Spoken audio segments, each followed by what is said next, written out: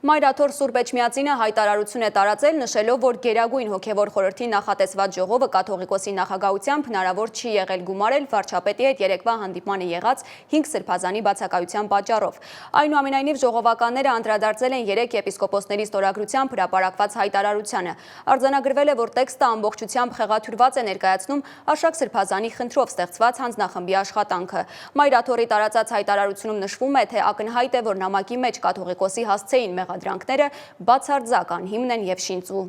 Հանձնախումբն ըստ էության որևէ նիստ չի գումարել եւ անգամ հնարավորություն չի ընձեռել Արշակ սրբազանին հանդիպելու իր հետ։ Իսկ ամենայն հայոց կաթողիկոսի ներկայացված հանձնախմբի անդամների եզրակացությունը պատշաճ ընթացակարգով չի կազմվել։ Նշվեց նաեւ, որ հանձնախմբի կողմից որևէ պաշտոնական դիմում չի կատարվել քննչական կոմիտե սրբազանին վերագրվող տեսանյութի փորձաքննության համար, իսկ հանձնախմբի առանձին անդամի կողմից ստացված եզրակացությունը ձեռք է բերվել օրենքի ակնհայտ խախտումով։ Սպառիչ եւ լիարժեք չէ եւ չի կարող արժանահավատ հիմք ծառայել, որով եւ չէր կարող ընդունելի նկատվել հայոց հովվապետի կողմից։